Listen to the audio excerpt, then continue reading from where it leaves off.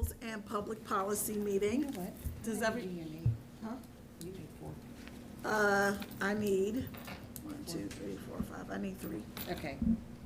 So we do have our quorum because we only have 5 members. So we just need 3 of us here. 3 of us are here, so we're good to go there. There's not a lot on the Rules and Public Policy meeting agenda at this point in time. Always with the meeting minutes. I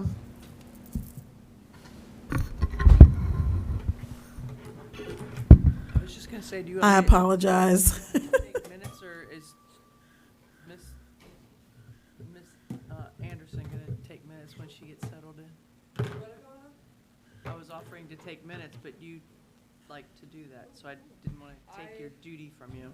No, you're totally fine. I can hop on my computer right now and get them started. Your agendas are right there on the end, right there, Miss Anderson. So it's my understanding that Ms. Zorb, you're the one who's kind of organizing all the meeting minutes for the warehousing thing. Oh, that is a joint project, but yes. Oh, okay. A joint project with you and Ms. Anderson, okay. So as soon as I get them, do you prefer them in a Microsoft Word document or a PDF document, or it doesn't matter?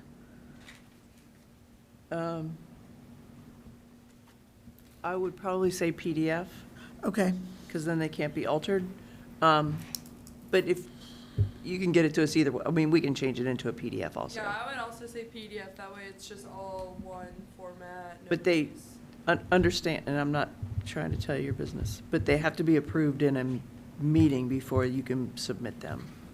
So Okay. like the ones that are, well, what I plan to do is for the last, just to make sure, I'm just going to send all the members all of the minutes from the last 2 years, which I think is how long I've been running these meetings. And then, and I believe, a lot of them have been approved, like the ones when we were pandemic and I was typing at the same time because I could turn my camera off. But I will make sure that everyone has that and can approve them or kind of go back and double check some things. And then we'll get that done. That's my summer project. Since we're I'm in sorry. summer session. Did you say you were gonna do the minutes? Yep, I'm doing it right now. Do you have a copy of the agenda electronically? No, but I can send you one if you need me to. You're fine. I'm just gonna put them into a random document and then I can copy and paste them after. Okay, no worries. One of the things that we had been talking about previously was council rules. And I thought maybe, I don't know, I like the thoroughness of our rules. I think that it helps us. But maybe if there's something that someone wants to address, maybe we can come back and do it that way. I personally think that the issue with our rules has been resolved, but Are you talking in code now? no. I don't know what that means. Does anyone else have any feedback about council rules? I'm okay with the rules as they stand, I think. I'm trying to search my memory.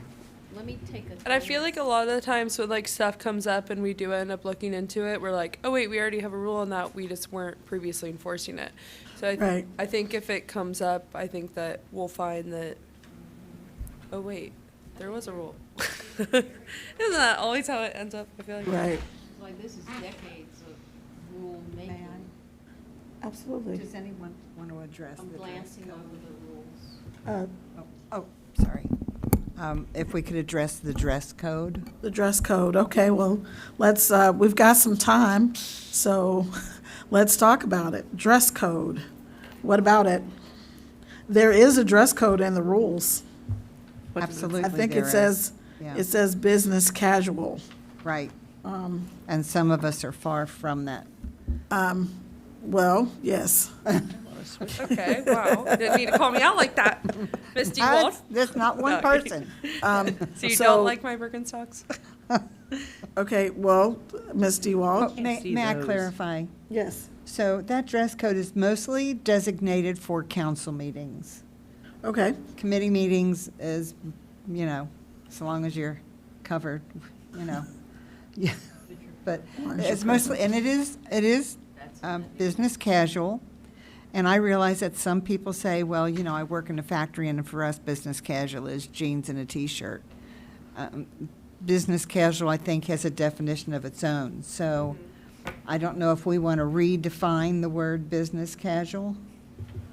I think I think, we all know that business Yeah. casual means not jeans and not a sweatsuit. I think that's safe to say. yeah. Does anybody disagree with that? So I just Googled it while we're sitting here. Oh, And business casual typically is defined as no jeans, no shorts, that's what I said. no short dresses or skirts for women, optional ties for men, a rotation of button-downs or blouses. How's that? I mean, I just frankly don't have those I clothes. wear blue jean skirts during summer session. I guess, it's our rule, so we can Yeah. decide how we want to look. But when you're sitting down, like if you're in a council meeting, never mind, Pledge of Allegiance and prayer. But I have worn blue jean skirts during the summer session. I've worn jean pants during summer session. I'm just, Yeah. I think part of it is the whole look. So if you wear jeans and a ratty old T-shirt, then that's different than jeans and a button-down shirt, A nice right? It's, Oxford shirt. I don't know. Okay, so what do we want our dress code to be? I mean, I think business casual is fine. I just think it's, again, about like if we really want it to be business casual, then we have to come up with a way to enforce it. But no matter what we come up with, you know what I mean? Like, unless people are following it, it doesn't really matter. And I'm not saying, when I say that, I'm not saying I want everybody to be dressed in a certain way. I don't really care. I'm the one who most of the time is showing up in like sweatpants, a T-shirt, and sandals. So I can't really speak on that. I'm just saying like, You I mean- teach second graders. yeah. So Are I'd you allowed like to wear the- that to school? this is why I wore to school today. But some of us show, No, some of please. us show up with cleavage, and it's like there is no business casual that would accept cleavage. Yeah. So, Well, you obviously are not talking about me. nor me. We are a council of women. Yes, we are a council of women. We are a council of women, but we have to be respectful to the public. Oh, yeah.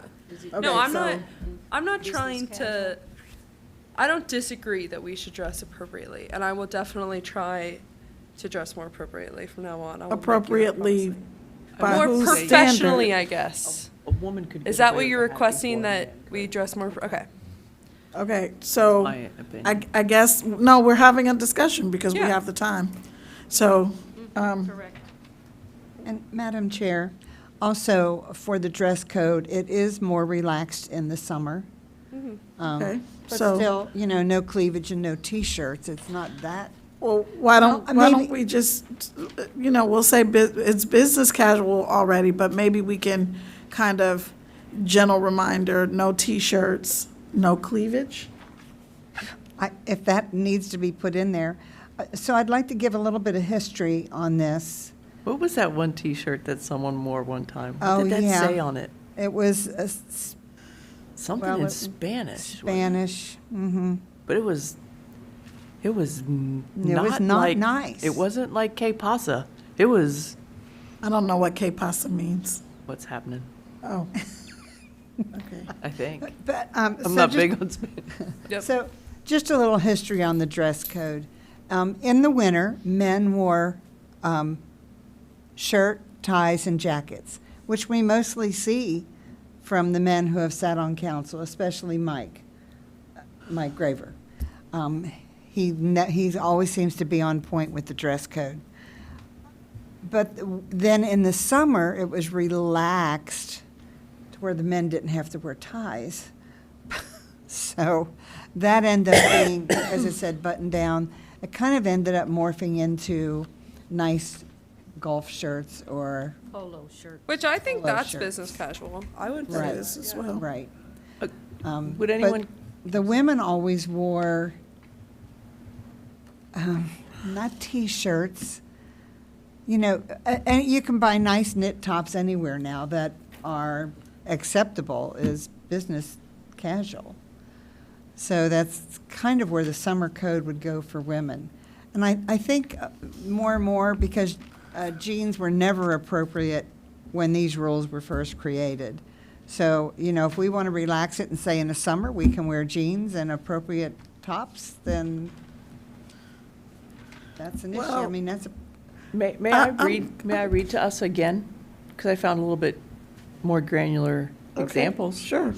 So business casual clothing options for women might include slacks, khaki pants, chinos, dark jeans without holes or knee-length skirts, blouses, sweaters, button-downs, Henleys, or polo shirts, knee-length or maxi dresses, optional hosiery or tights, especially added for warmth during colder months, optional cardigans, blazers, or jackets, closed-toed shoes such as loafers, Oxford pumps, flats, or boots, simple professional accessories such as scarves, belts, and jewelry. Nothing about sandals during the summer? Well, it doesn't, I- it Well, says no, it says it says closed toe. Oh, I think that's, But I the mean, closed-toe shoes is taking me back to when I was a baby lawyer, and Yeah, that some of the sounds way too judges were, conservative for you me. know, that was kind of, you know, their thing. But, you know, again, I don't think that anybody purposefully, No. you know, is kind of foo-fooing the dress code. I don't think anyone does that. I think that we are a council of women, and we are a council of working women. So we all come here from our day jobs. Yep. And, you know, to me, if you're coming, with maybe the exception of Ms. Dewald, who is a retired, retired. rub it in. it's on paper.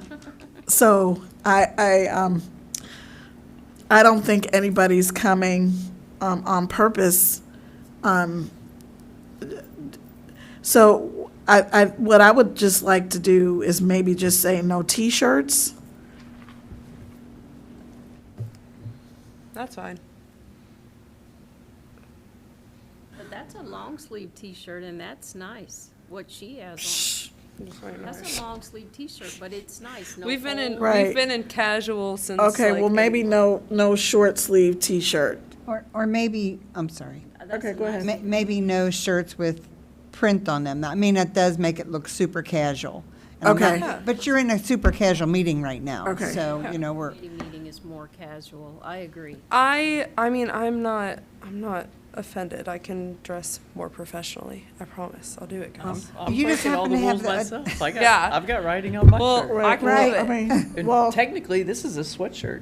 'Cause well, I think, and I have okay. on jeans. And again, I think you look fine. I do. I think that is perfectly fine for a council meeting. I I agree. think that what Marjorie is wearing is fine for a council meeting. I think that what you're wearing is fine for a council I would meeting. never wear this to a council I know meeting. you wouldn't. I'm just telling you I mean, that I so think it's okay. here's the thing, though. I'm gonna be honest. I'm coming from Gen Z, and like, if it were up to me, and and there were 7 Marjorie Andersons voting on this council, I mean, I don't really think I would have a dress Boy, would that code. be boring. Oh, no, it'd be so fun. We'd make Don't do crafts though. and, you know. But yeah, I mean, like, I don't really think that dress codes matter. I think they're kind of outdated and sexist and a little classist, and that's just what I think. But I also agree that we want to look professional, and I totally get that. I think I look I fine. actually agree with you. But I if- think that, Yeah. I think dress codes, I don't think they're outdated, but I think that they are sexist and they are classist. because as I still do represent indigent individuals.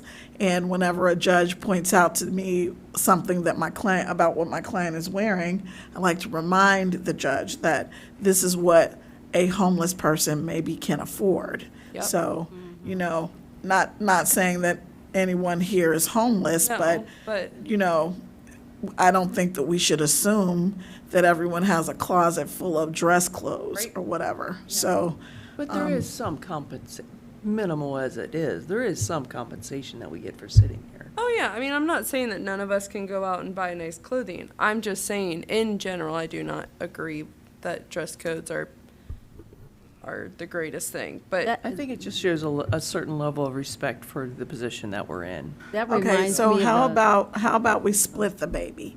For regular council meetings, we, go with a more professional look, and then at our committee meetings, as long as you're dressed and, you're not like, She's just come dressed. I mean, yes. you can come to whatever in my committee Dressed. meeting. I don't care.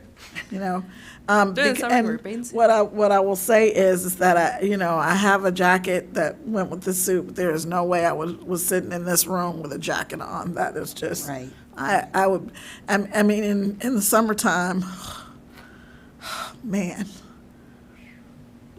I don't know. So I don't want to go, and then closed-toed, open-toed shoes. Nobody sees our shoes anyway. Right. I think that's, I mean, as long as, I think that would be a fair compromise. Correct. What do you guys think? So more casual clothing for committee meetings and during the summer, and then more professional clothing during regular council meetings, Right, especially during the winter. Right, just come dressed to the committee meetings and, Please Dressed. please do not say that. Just come dressed. yes, have clothes on. Versus undressed? There are people that you have to say that to, believe it or not, so. Yep. Yep. Just had an event, and that was the thing. Someone was not really dressed. They thought they were dressed, but they weren't really, so. Yeah, some people think when it's summertime, that means ditch the clothing, Right, literally. like strings and bits Yeah. of cloth, right. Like I said, I don't think anyone will do that, but, I think that's because we do have a dress code, and in all reality, are we really going to vote to sanction somebody because they're, No, we've got so much more important issues. right, Madam Chair. yes, And that's There's always correct. somebody that's It gonna gives push us- that envelope, It gives us though. They're a on the board, baseline we just don't to know start it with. yet. okay. And I just think some changes should take place when it comes to meeting attire. Okay, so how do we announce that? Do we just announce it during the council meeting, or just, what do we do? Just have Mr. Graver say, general reminder, colleagues, because that's gonna really come off really well as the lone man telling all of Do the you women. just want to was say gonna something say- in your committee report? Yep. Just like Yeah, That's Oh, in okay. the I'll do committee, it. we That's all. decided that blah blah blah blah blah. Okay, I'll do that. We'll do it that way. Yeah, because that would not come off well at all. So just a small suggestion, perhaps send that in an email ahead of time in case someone would be dressed, breaking the okay. rule, and then they don't feel like they're being. They're getting called out. That's a good point. Yeah. Okay, Can't wait to wear my best T-shirt on Monday. I will be in Florida, so it'll be allowed. I think Monday's the Monday is the fifth Monday. Oh, So you're have you all right. know that there is no meeting And there on is Monday. it is a I holiday, put it too. on There's my. actually too many put- to know I'll be in right, I know, I Florida. put Let's on keep my it that way. calendar and everything, yes. Yeah. Yes, there is no meeting on Monday, We'll be off on Tuesday, Or too, Tuesday. because it's the fifth Monday. right? I Yep. pulled into this driveway on a fifth Monday before. Yes, I well, that's remember. okay. I make note of those on my house wall calendar. No council meeting, so I will send ahead of time. Okay, We do have So- our Saturday event, so. Anything else about the council rules that kind of rubs you the wrong way? Madam Chair, I don't have the rules with me, and I'm trying to recall, when the looking at it. clerk has to post for meeting minutes and the agendas and stuff, generally it's done out in that hallway. And then also when there's special meetings, there are certain things that have to be done. And I would like to change the part where it has to be mailed to our doors I'm on a piece of paper. or personally placed there. I'd like to put that an email to our city So email. our should be CML will be sufficient. sufficient. Yes. So email notice for meetings, How does anyone feel about that? is that in the charter? It wasn't, I thought we fixed that in the charter. Oh, I gave her the rules. I have the charter if anyone wants to look. Do you have at a latest copy Well, of the charter that just? See got- how unprepared Get I an am? I amendment. don't even know where to it. find them. September 8th, 2020. So mine is not up to date. No. In that room back there. Mine is That- almost that 2 is up- years old. It's up to date, 'cause they didn't change it. Okay, sure, you want to look at it or your, It just look for, which one am I looking for? So, Madam Chair, Yes. if that's in the charter, It's, we don't want to go there just yet, Right. because that's too expensive. right, exactly. I think we need, that there's some things we need to fix with the charter. I think we do need to do a charter commission. I was discouraged from doing it last year. There was out and out discouragement. Yeah. But now I think I'm going to go through with it, because there are definitely some things I'd like to change about the charter. I think that the power to get rid of the police chief, not that we want to do that, police chief or fire chief should lie directly with the mayor. Yeah, because I mean, that would be just as, like, if you're thinking like the cabinet of the presidency, Be the city that wouldn't be manager. decided Yeah, by because that's city one manager. person pick, you know what I mean? Like the president gets to pick their cabinet. Right.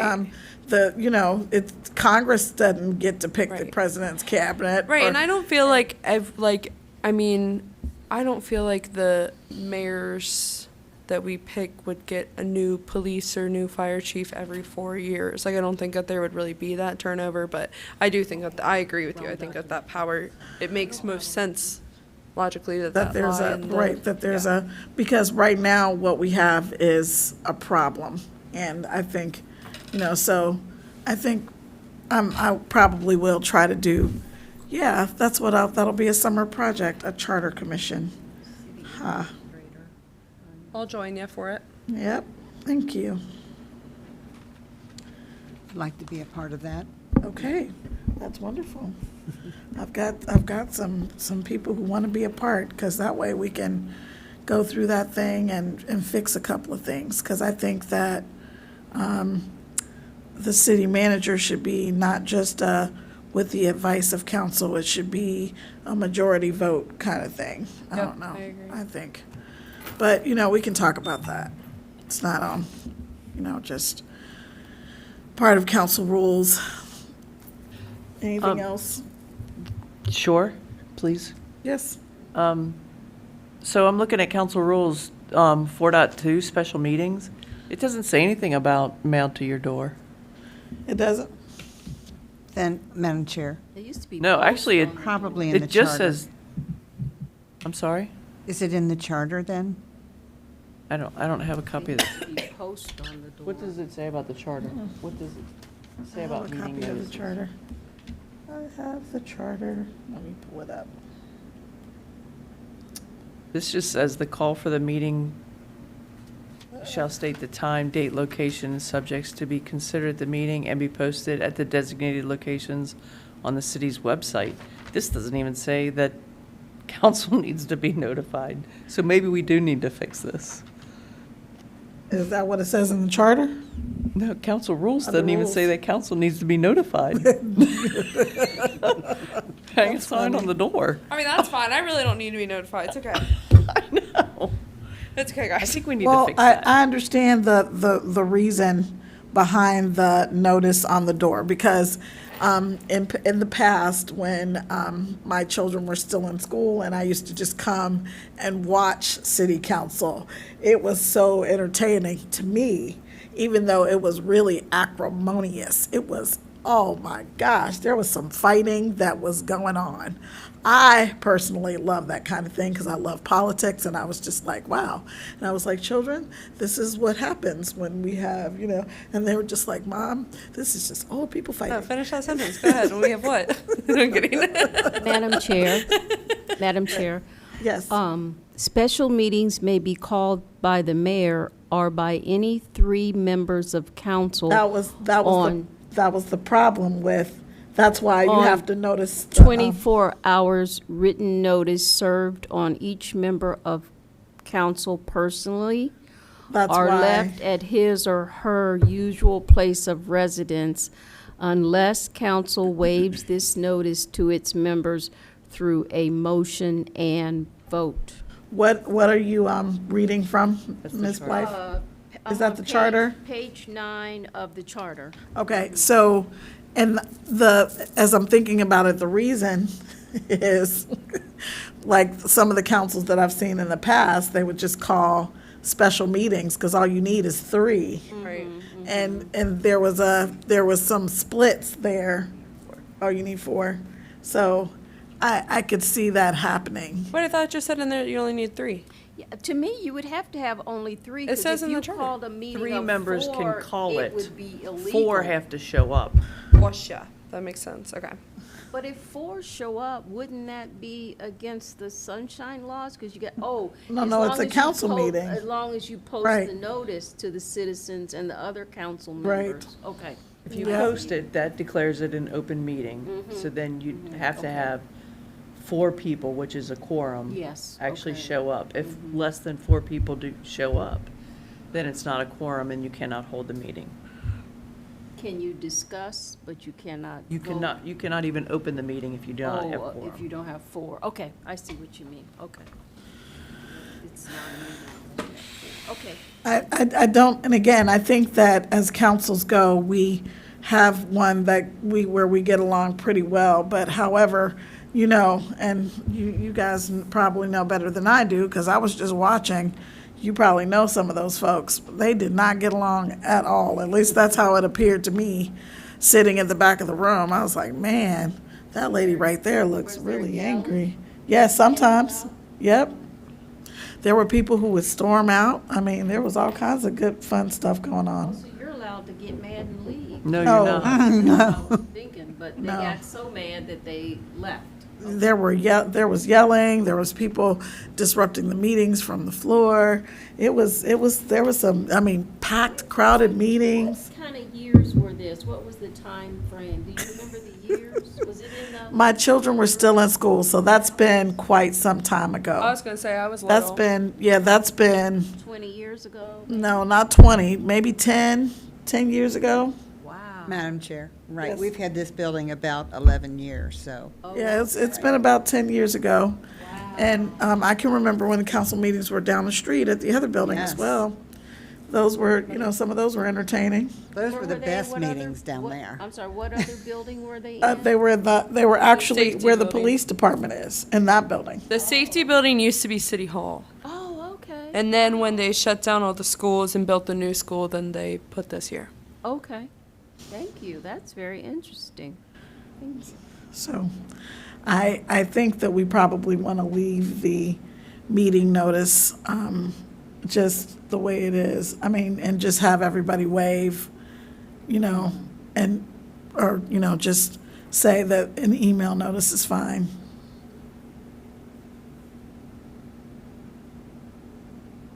I know. But, it'll, in a few years, when we're all termed out, it might turn into something else. Yeah. Well, and that's what I was going to say. If it does stay the same, it'll be kind of, have you ever looked at those list of old rules or laws that have never been, I don't know, changed? That have been on the books forever, and Yeah, I think that'll be funny in 2050. People will be like, they had to deliver a mail. I think oh my that'll be neat to gosh, look at. yes. Well, one thing that apparently there's something that says you're not allowed to feed stray cats. They That were what? discussing that Yep. That's feral not cats. old. Isn't that I know. new? about 3 or Fairly 4 new. years ago, the feral cats. Yeah, that's new. Okay, I, Other Amber, when Amber was on council, they were discussing right, a feral cat okay, law. but, All I right, mean, can we yeah. get back to the agenda? rules, right. Thank you, sorry. Any other rules? No, not for me. Not that anybody can think of. Well, let's just kind of take a look at them, and we'll leave them on as old business, as Ms. Zorb suggested we do. So I'm leaving legislative procedure with that and process for committee meeting minutes and agendas, because that was the project that Ms. Zorb and Ms. Anderson were working on.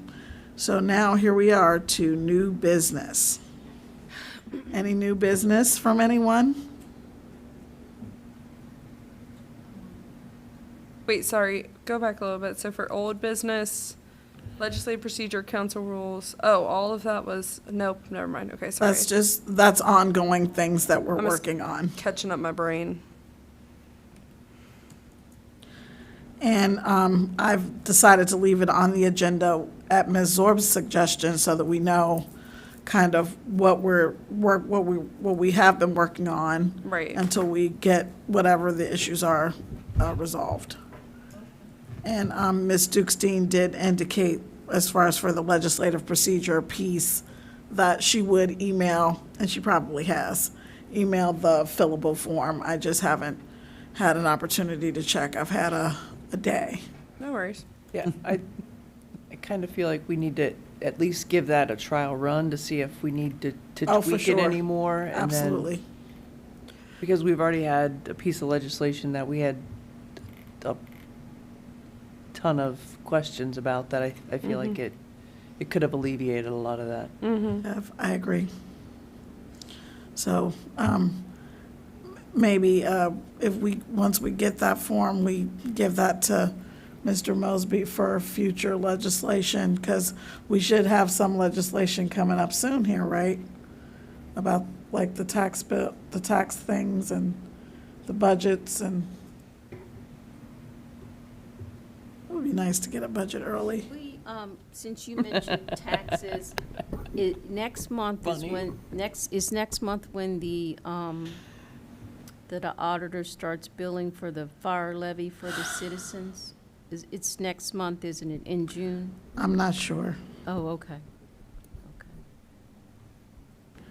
but that would be more appropriate for the Budget and Finance Committee, maybe, I think. Oh, okay. Or public safety, either one. Back to your original question, though. I don't have any new business now. Don't know, Okay. 'cause nobody- So anyone have any new business? Yeah. New business? Okay, so, I don't have anything under action items except follow up on the form. Follow up on the what? I'm sorry. Form, the form that you The legislative gave form. gave us, and Ms. Dukestein's was creating the fillable form. And then I'm gonna we'll do a dry run with that. I think that's a good idea, just to see how that goes, to see if we can, and then, and we'll go from there. Any other action items? Look, we're being very efficient today. So it is, by my clock, 10 minutes after 7, and we will go ahead and adjourn the Rules and Public Policy meeting, and I will see you all at 7:30 for the Public Safety Committee meeting. I just shared the rules and public policy. I wonder this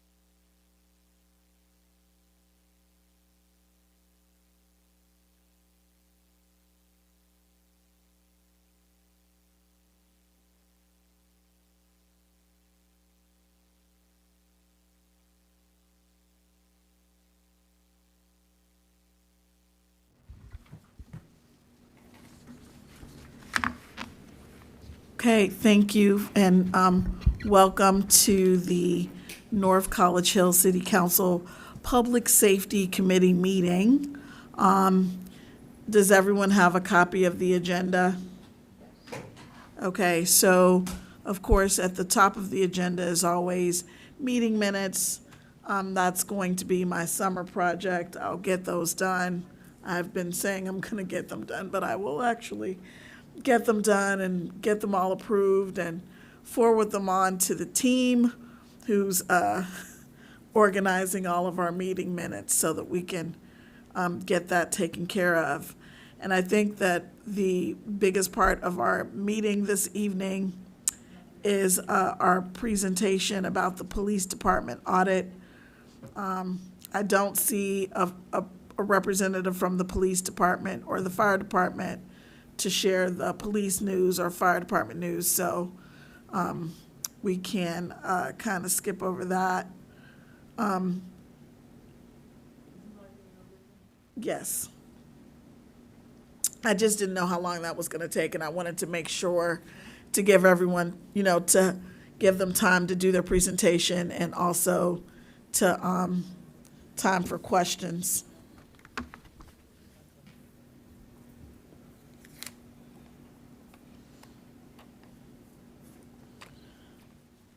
Thank you, Mayor.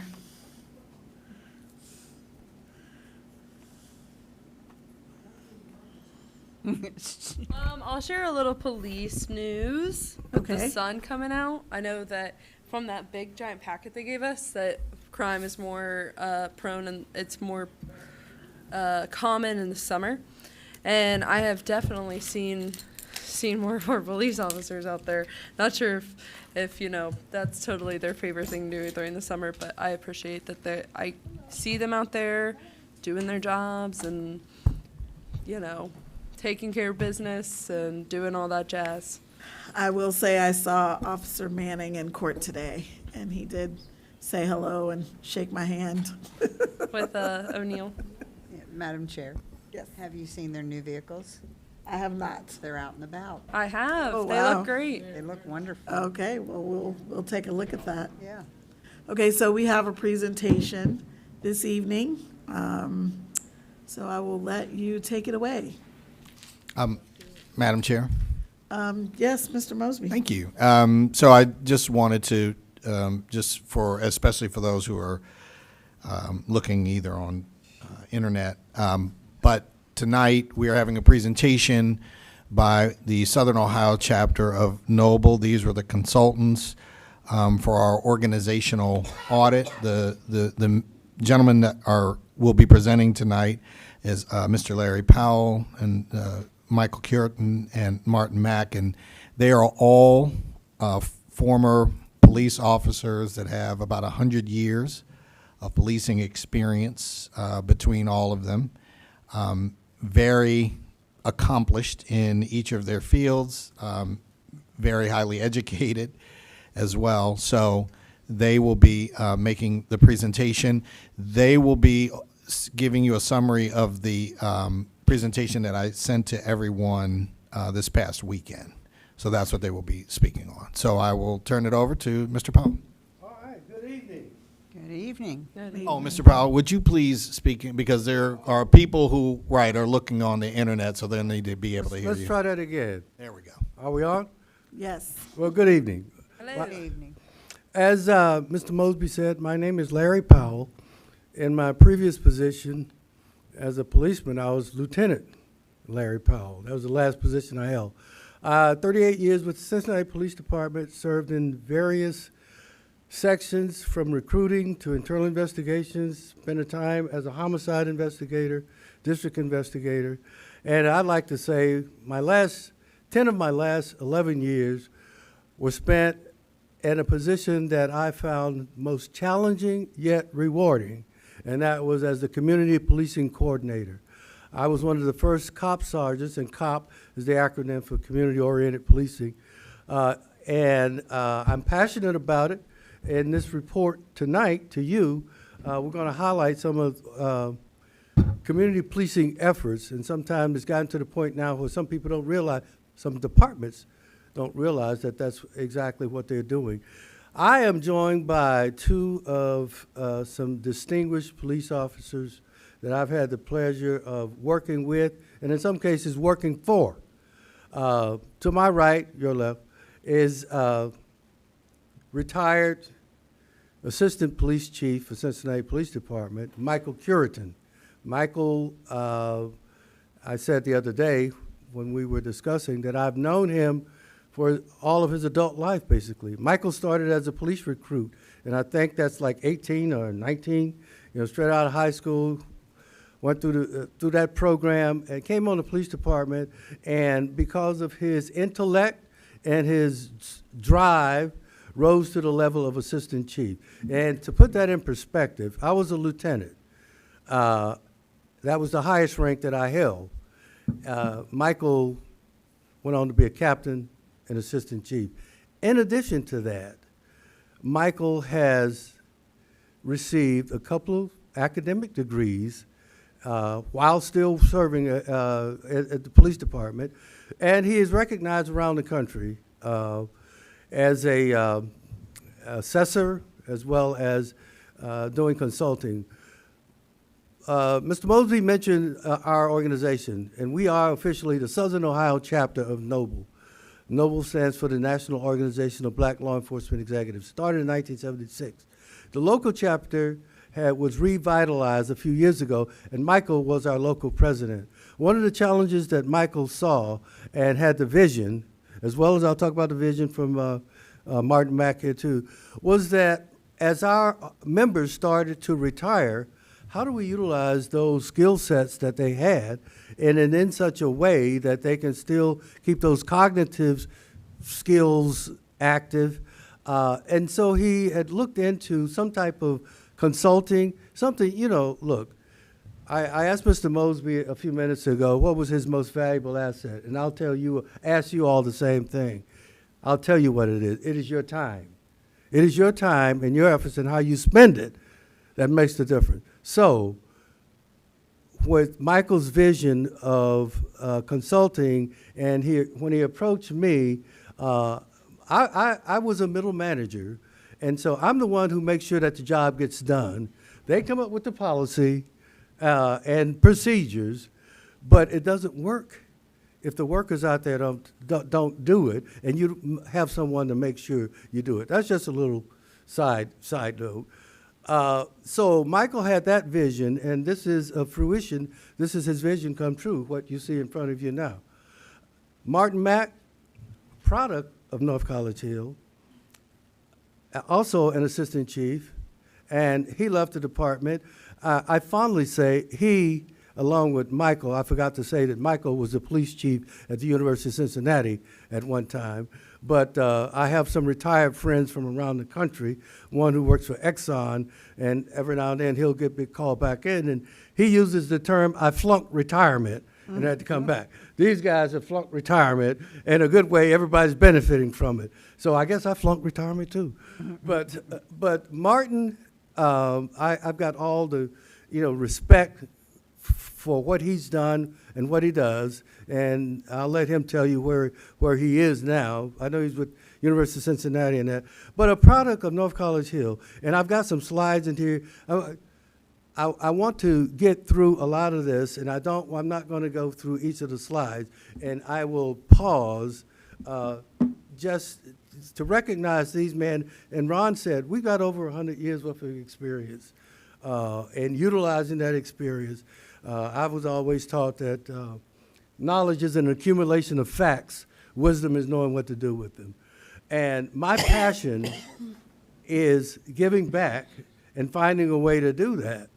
And this is one of the ways that we've done it. So we put together a PowerPoint to summarize our findings. And here's what we did. Let me stop right now and thank everybody in this room and those who are not in this room for allowing us to take on this project. I interviewed almost everybody in here, I think, and that's one of the methods we use. You'll see on the screen the methodology of utilizing different methods, quantitative and qualitative. Basically, without getting into a whole lot of research terminology, qualitative is more of an interview, one-on-one. I did that all of my career, whether it was trying to solicit a confession from a suspect or at community meetings and that. So qualitative, and they both have their pros and cons, but they're open-ended questions, and you all had the same questions, and then it gives you the opportunity to add anything you do. And the other one was using the quantitative method, which is, in this case, Survey Monkey. If you've ever had one of those surveys or taken one, not necessarily Survey Monkey, but if you get any service work done, we just had Thomas and Galbraith out at the house. And before the guy left, I get the surveys, and how was your service, you know? So you get those all the time. So that's a quantitative method, and it uses a standard kind of Likert scale. You can go 1 to 5 or strongly agree or disagree. So we knew that we weren't going to be able to, we decided early on that that survey, that would be the method to interview, to solicit information from the officers themselves. And of course, we were charged with looking at the staffing levels, the organizational structure, the chain of command, as well as the morale. Now let me pause, not stop, but pause.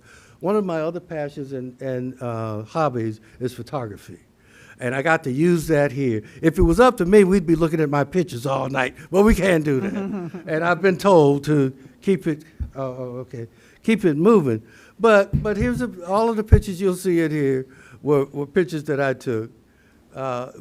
So when in evaluating a police agency or any agency, you want to know how close do they come to what they say they do. How do you know what they say they do? Well, they have a mission statement. And I'm not going to read the whole statement, but some of these mission statements, and I've looked at hundreds of them before, they always talk about working in partnerships with citizens, which is fine, and valuing, and in this case, they say that they use values of trust-based policing to accomplish this mission. What is trust-based policing, and how does that impact? Martin? But we do want to add that some of the people we interviewed described North College Hill PD as an agency that practiced fear-based policing. Such expressions need more analysis. And that next slide was the values and the trust-based policing. Would you This mind is- talking in the microphone? I'm sorry. This slide above you on values of trust in policing is what we would call informal training, that the officers coming to work can see the sign on the wall and be cognizant of what they're supposed to do. Informal training. The next slide, we focused on, as he mentioned, staffing, chain of command, organization, and morale. The staffing, when we looked at the staffing, they were on 8-hour shifts. They're now on 12-hour shifts. So what we found probably won't be as relevant until about 2 or 3 pay cycles when you see how it affects your training, how it affects your time off, your sick leave, and the overtime. This next picture is, of course, the chief. Hard at work, doing what chiefs do. That was the detective. That was the detective. Oh. This is it. Let me say this. When I did a ride along with the police department, and that's when I took these pictures. And coincidentally, the one with the detective, he was working on the homicide. If I'm not mistaken, was the body found somewhere around here? Right there. Oh, okay. I haven't got an update. I don't know if they've solved it or not, but you don't have a whole lot of homicides. But go ahead. But you have civilian staff, and here is got her name. Diane, she's the mayor's court clerk. Yes. Very nice lady. Had lunch with them while I was there. But anyway, and everybody knows the elder Lieutenant Frank Petruccelli. And as well as that is Nicholas Jackson, the officer there.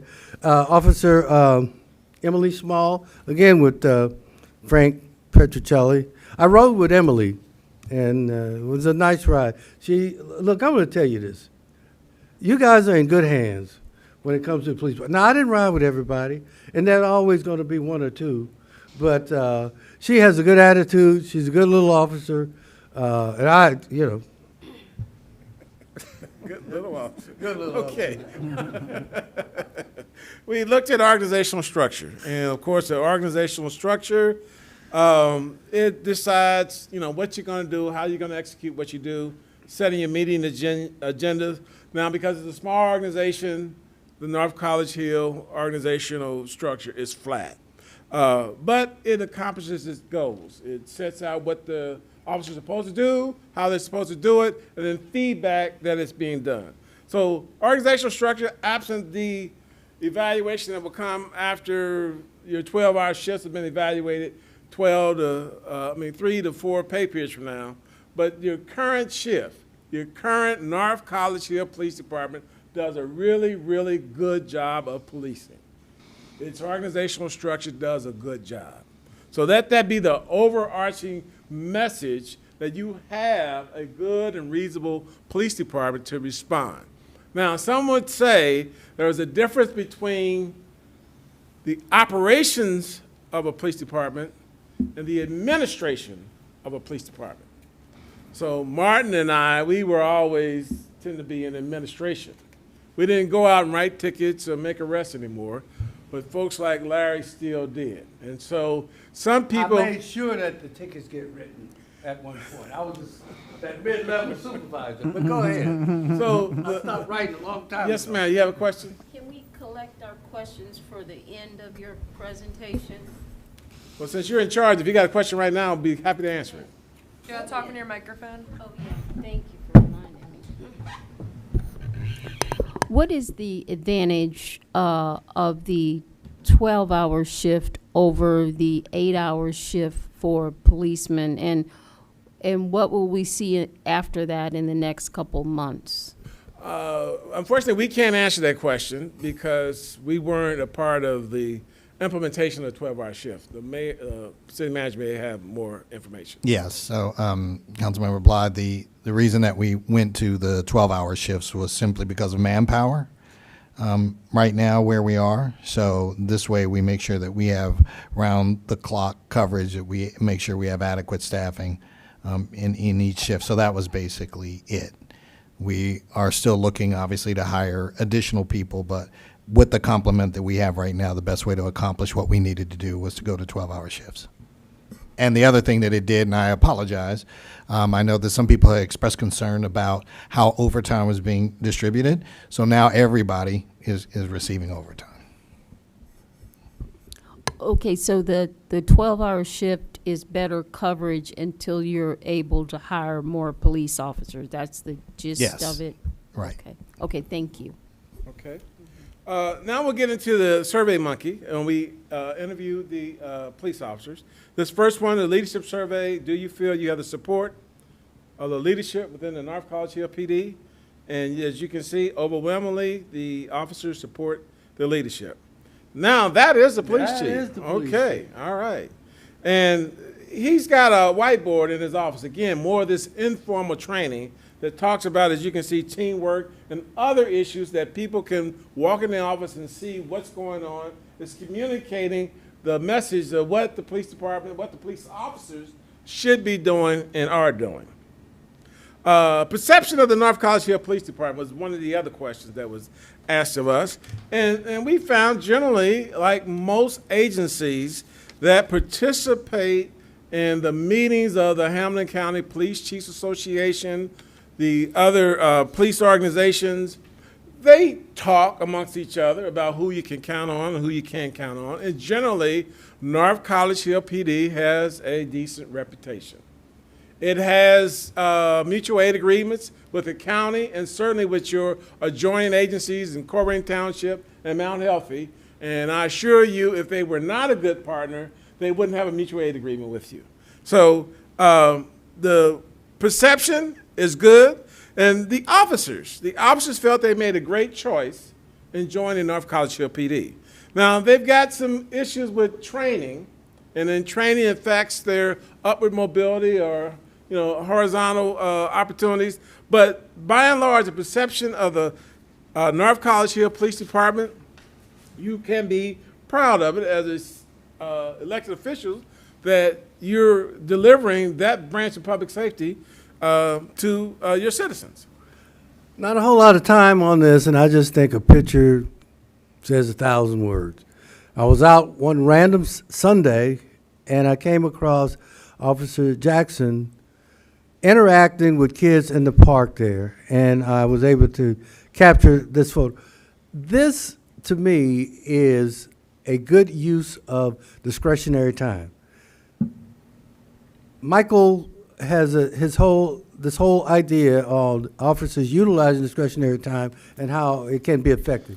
I looked at it as this is one of the tenets of community policing, building that relationship with the youth. And I don't know, I mean, this might be a stretch. I figure this young lady may be 8, 9, 10 years from now, who knows? She could be a North College Hill police officer. And hopefully she'll consider it. But the other issue that comes out of this is discretionary time. What does an officer do with his time when he's not making a radio run?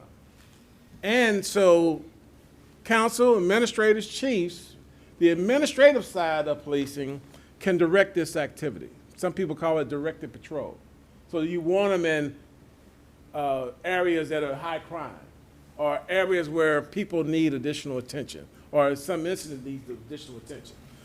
When Larry rode with the police officers, the time he was there, an hour or two, there were no calls for service, which is the mother's milk of policing in America. Somebody called, somebody's coming. But when no one's calling, what does the police officer do? And so we want to put that out there as a consideration. Again, more pictures. You have a lovely community. You got lovely institutions. You got a lot to be proud of. And one of the things I found at the Business Associated meeting was the Isaac Wise Garden. And I've been around this area forever, and I've driven by that garden I don't know how many times. Where is it? It's on Goodman, Oh. in front of Fifth Third Bank. It's right across from the senior center. Do you know where our senior center is? Senior Center, yes, yes. Yeah, it's right Well, across there's from no the senior markings. center. No, And when I went there and actually got out of my car, there was 2 homeless people living inside the garden. they're very nice. They They are. They're very nice. I don't think people know that they're there. I've But- seen them. You seen them? I'm retired, so yeah, I've seen them. Yeah. But again, it's a gem. I mean, it's a great partner with the Jewish community if you understand the impact of Isaac Wise on American Judaism. It can't be overstated. And you got a garden right on your main drag. I mean, so anyway, but that's not the only place like that.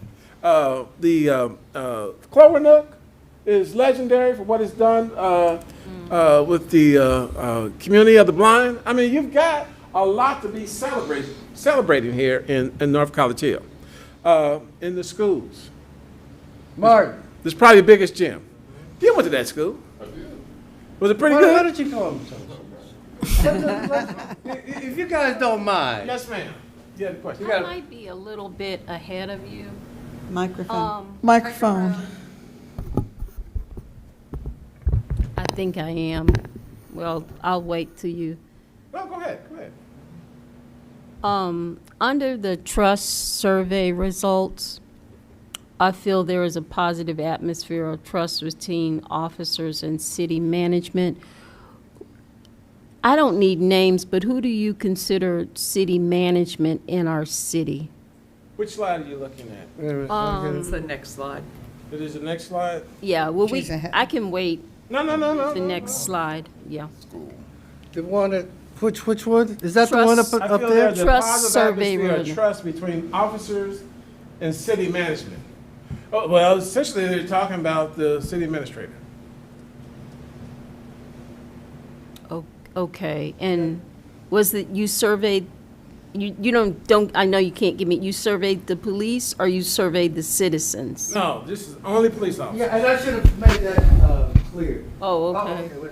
okay. We only, the survey was made available to all of the officers in the North College Hill Police Department. Okay. So, and they were given a link to go and to take the survey. So I don't know who took the survey as far as, well, the numbers show that. So I don't know who didn't take it. All right? So were they explicitly told that city management was referring to the city manager? Well, I'm going to be honest with you. The city administration is the way it was framed. Now, and all, Well, the Oh. question was See, parsed city- out. It asked the same question about council. yes, that So question there is was a coming. separate question about council? Oh, yes, oh, yes. Okay, Yeah. gotcha. Okay, so city. Yeah, and that was an issue initially when we formed the question, who are you talking about? Are you talking about the administration? You talking about administration and council? Are you talking about including the mayor in that too? But no. City administrator, okay. I did. Okay, thank Could you tell us how many responses you got from the PD? Yes, I had a little glitch with SurveyMonkey. I had it open for a limited amount of time, and once that time is done, and I didn't get only a few responses, so the decision was made, reopen the SurveyMonkey. When I reopened it, I'm not sure the first two people who responded, if they respond. I can tell you the number. The number is 9. And SurveyMonkey calculated that as 100%. In other words, of those 9 people who were asked to take the survey, they all did. Of those 9 people who had an opportunity to take the survey, they did. So it's about 80% of the officers participated in the survey. Thank you. Which is statistically significant. How many police officers are on our first force right now that were sent the survey? 12 and 14, depending on which day you ask. Yeah, that was an officer resigned the day that I was there. So that number is And was this fluctuating. survey given to the officer who resigned? He did not have, Well, it was anonymous. Who Has to be anonymous. It's he not. made, we don't know. No. Right. Gotcha. Sorry. I knew you guys were talking about the school. We didn't mean to steal your thunder. Mr. Mosby. no. Only We're not because, talking about the school, so we can keep going. we I keep just wanna ask going. one But he's a proud Trojan graduate. What year? 19, Oh, you don't know that? He's in his 20s. so no, the North College Hill, I went to North College Hill. I grew up in West College Hill, but spent a lot of time in North College Hill. North College Hill schools, amazing, did me well, prepared me for college. I attended college with a degree in accounting and went on to, a 33-year career with the Cincinnati Police. Also was able to complete my master's degree as well. So again, that background and that, of North College Hill and gave me the ability to reach the heights that I was able to do. Thank you. Look, folks, it still takes a village.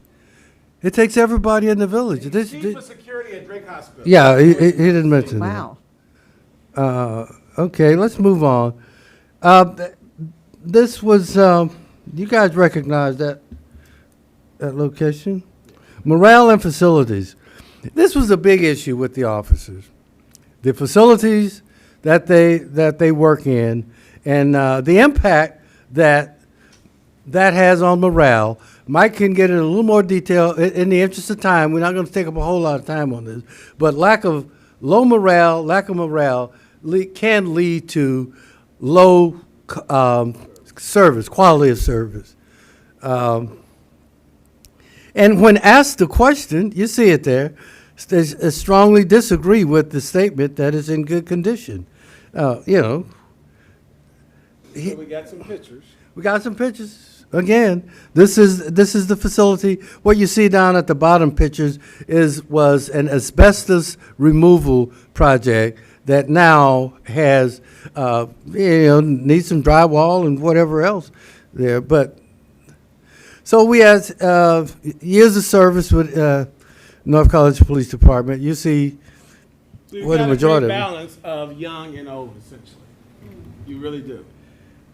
But I will say this, the last 3 officers, last 4 officers have only been there about 3 years. And the last 3, I said 4, last 3 have only been here a little over a year. So, So the next question was the staffing. Most of the officers that were interviewed are full-time officers as well. And then we looked at the present rank survey results, and the officers that have the rank have been here the longest. So again, you got a great balance with your younger officers just starting and your more senior officers in a leadership position. Then we looked at education, and you've got a nice mix of officers with some college, and some officers with college degree, and then some with graduate degrees. Again, you got a nice balance of what you have because you're dealing with small numbers. The age, and this is really important. Again, 50% are in that 45 to 54 year range, which is a seasoned veteran officer. You got a nice mix there between those in that 45 to 54 range, and then you got up and coming 25 to 34. You got a nice number there. So you got a decent balance. You can do better there, but for right now, I think you've got a good balance. this is a slide that's probably not, well, it's not relevant now because we've now gone to those 12-hour shifts. This was asking about shift assignments, and I think that, no, and this is some, and we talked about this before, those community landmarks. You're going to hear a little about the church in one of our recommendations. This is actually, and I didn't realize this, I thought this was in North College Hills, but the church is actually in, I believe, Springfield Township. You are uniquely, you can go through the city of Cincinnati, Springfield Township, North College Hill, and around. And this was one of the ones that I was particularly interested in. I won't spend a lot of time on it, but when you hear problem-solving policing and community policing together, that is the way that modern policing is moving towards, getting away from some of the traditional ways. And I was happy to see that almost 80% of them answered yes, that they've had some You should also training. know that problem-solving policing is often called POP, problem-oriented policing. But then you will also hear the term COP, community-oriented policing. And I was part of the collaborative in Cincinnati when we came up with the term CPOP, which is a combination of community policing-oriented problem-solving. And what it is meant to do is say that problems are best solved when it's 2 + 2. 2 community, 2 police, as opposed to 3 + 1 = 4, 3 community, 1 police, or 3 police, 1 community.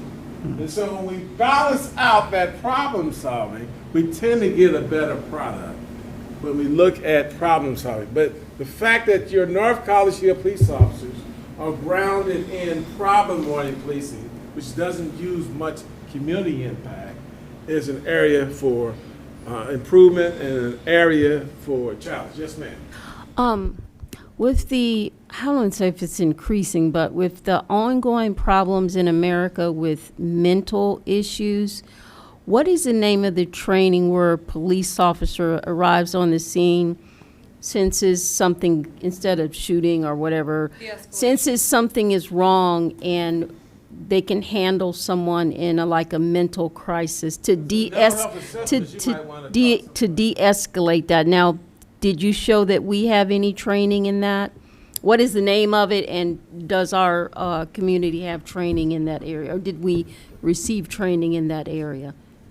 We didn't ask specifically for mental health training. In talking to the chief, he did mention that his officers have been exposed to not only some, I won't say formal mental health training, but there's a program, what is it, with the narcotic overdoses, what is it? Narcan, and those kind of efforts. So I didn't specific, and they go by different names, but I know what you're talking about. This mental health training. We in the city of Cincinnati, I should say, we had officers who had additional training in mental health, and if you got on the scene and you thought there was a mental health issue, you would call for one of those officers. Crisis intervention. Thank There you go. But you should also know that's one of these emerging issues That's on how to best respond. When I was at the University of Cincinnati, when we had this issue of mental health crisis by an individual, the mental health professionals classified that as a non-mental health issue. They classified it as a coping skills issue. That person has a problem coping. They don't have a mental deficiency or mental defect causing them to act out. And so that was part of the dilemma where the police was saying mental health, and the mental health professional was saying, you're not qualified to put mental health Right. as a diagnosis on somebody. It's something else that we need to talk about. So that's, mental health piece is gonna go round and round for a while because, number one, the media uses that term. And people get their information from the media, so it's there. In the interest of time, I think we Go should. ahead. I don't want to keep these folks here any longer than we have to. I could be here all night now that I've had my water. No, but we asked questions about support for the police chief, and you've been given a copy of these. If anybody, again, feel free to stop us. We asked the same question of the lieutenant for support. Shift assignments there again. That's going to be won't know for sure until a couple of weeks. I mean, pay cycles, as they say. Hey, here's one that I will pause for, and it talks about the salary. And I looked at salaries of other police officers as well as police chiefs. I know that was an issue in the county. I think they're like 41 or 42. North College Hill is not at the bottom of the list, but and take it from an old guy, it seemed like to me they're pretty comfortable with salaries. Now I know cost of living and all of that, it goes up in that, but compared to other agencies, but what they Your officers are happy. yes, they said they Your agree. Officers are very happy. Yes, ma'am. So, it kind of okay, it seems like to me, and I mean, I know that this is like a worldwide problem and like across all careers, that retention is just kind of like a difficult thing right now, and it's really hard to retain employees, etc. Is there, because if it seems like they feel like they are being paid enough and they feel like their pay is comfortable, do you think that, what do you think is the root cause of our retention issues and why we can't retain employees or why we have a hard time hiring officers? Well, we haven't studied your issues enough to agree that you have a retention issue, or anybody else. I mean, you are essentially paying close to $100,000 Oh, yeah. for a person with a GED. So the reason that I say that we have a retention issue is because if you go up a little bit and it says, do you feel your shift is adequately staffed? And they say no. Whether or not I feel like it's adequately staffed or not, it's more important if they do. Because, I mean, you could look at, I'm a teacher, and I could say every day of my life, a classroom is not adequately staffed, but you go to a school board and they're going to say, no, you're fine, get through it. And I don't want to be that counsel that sits there and goes, no, you're fine, get through it. So if they feel like they're not being adequately staffed and we're having a hard time hiring, which Chief Strand has told us as a council that he is having a hard time hiring officers, I'm wondering what the reason for that would be. Well, there's three things. One, the officers in the survey mainly work third shift.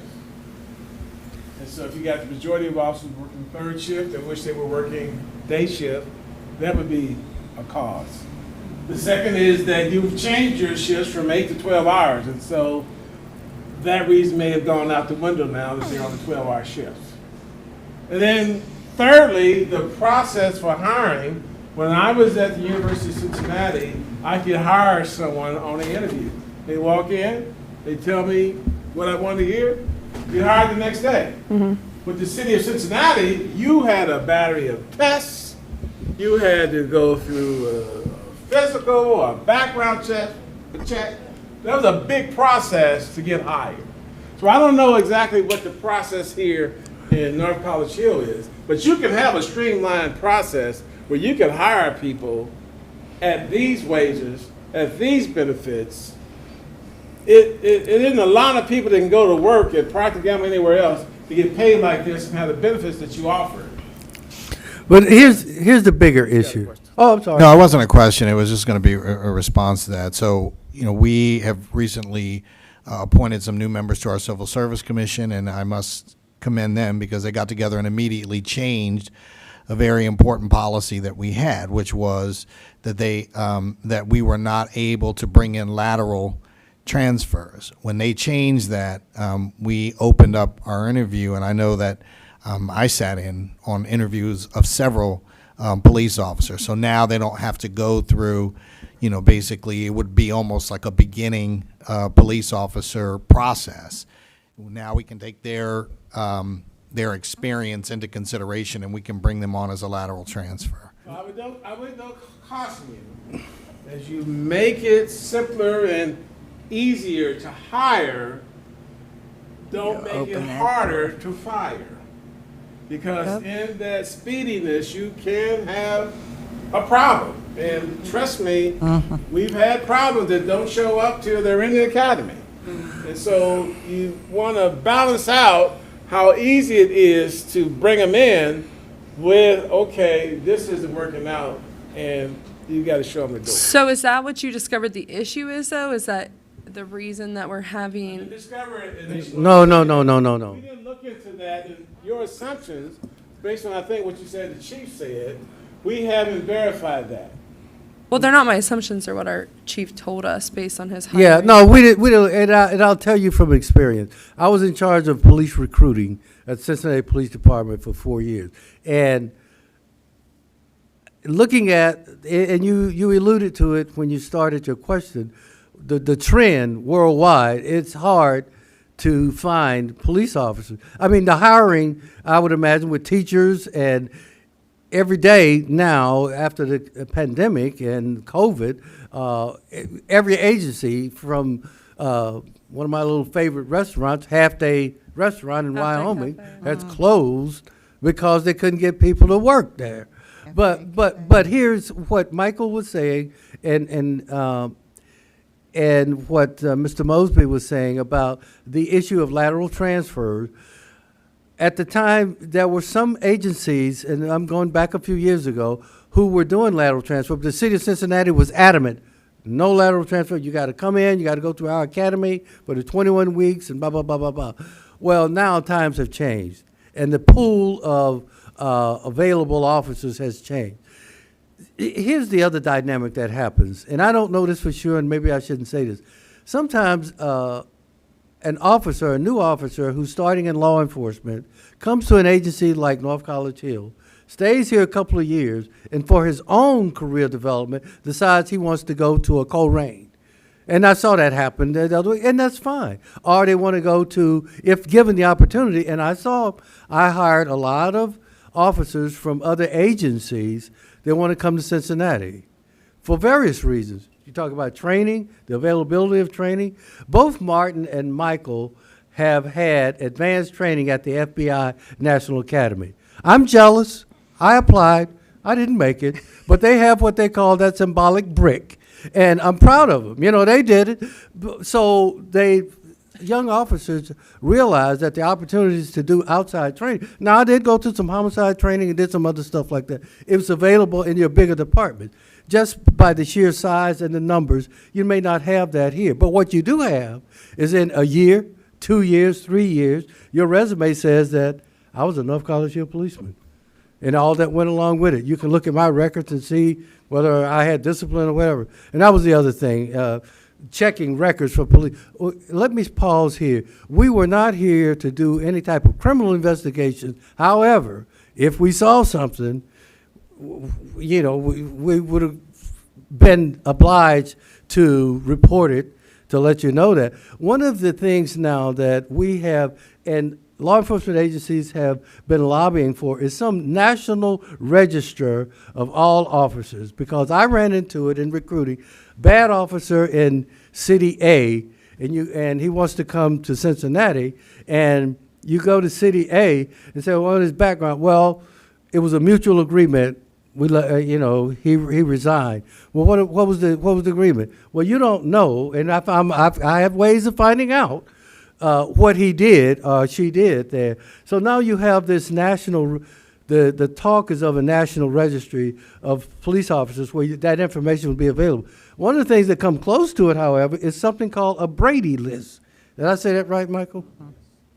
Can you tell them just for a minute? I know it's the time that we got. We're going to move on. But we didn't find, I'll put it this way.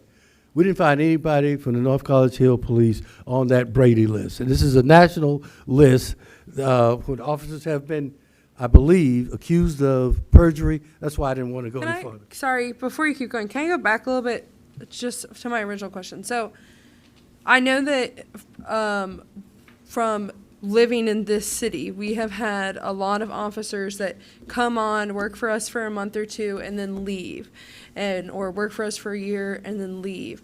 And I mean, I know, like you said, that turnover could be because of opportunity elsewhere, kind of like, career climbing, whatever their prerogative is fine. But is that something that you guys looked into? Is like the high turnover, if there is a high turnover rate, if so, what is it?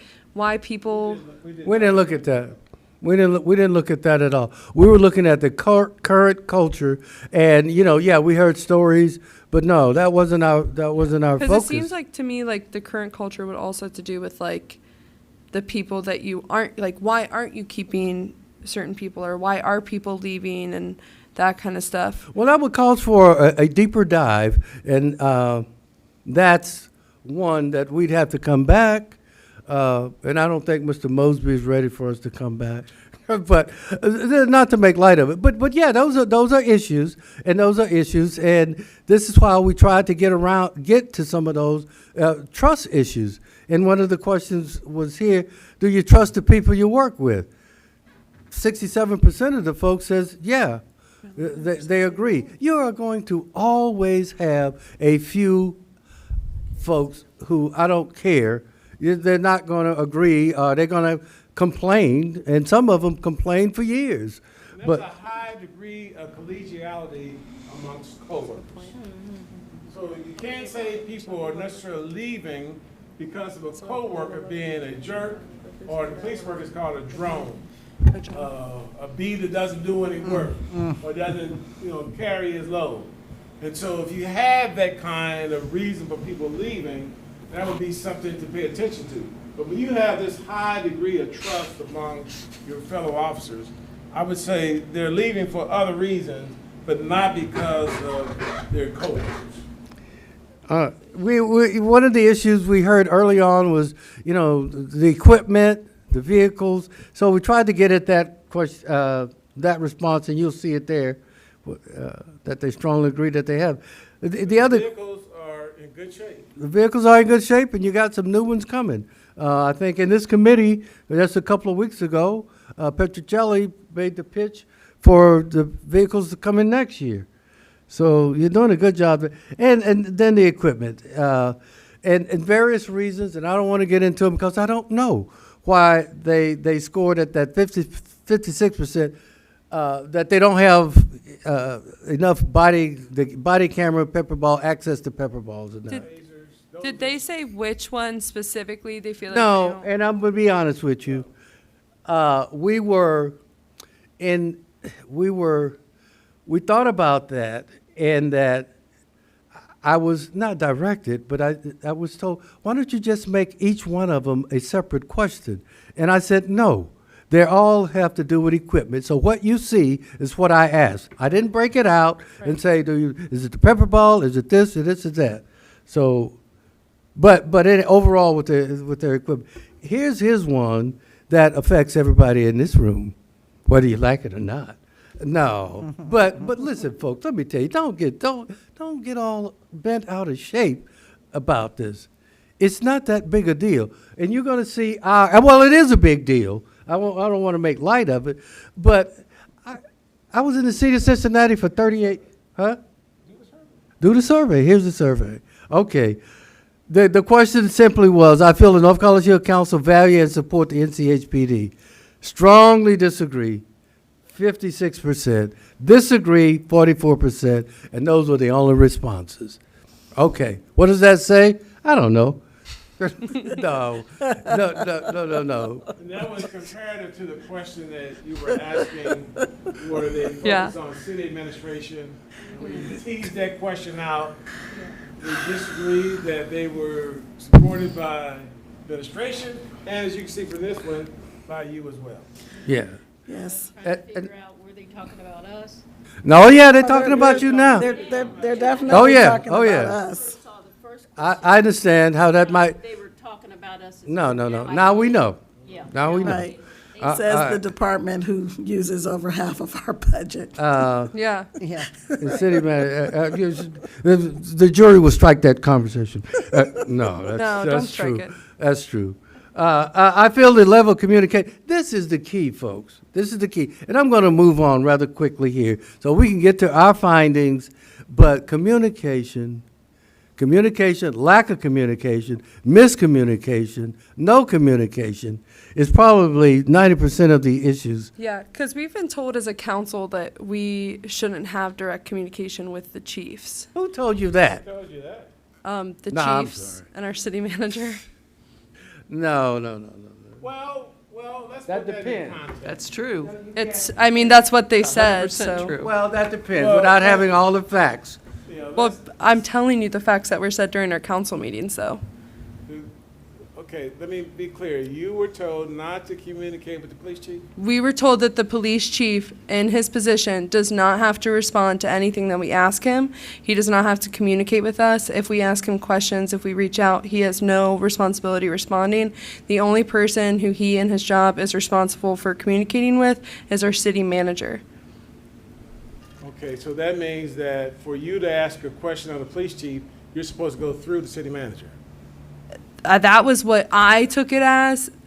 Yes, that's what I took it And as. I believe that's what your structure is what you've got in council arranged. Right.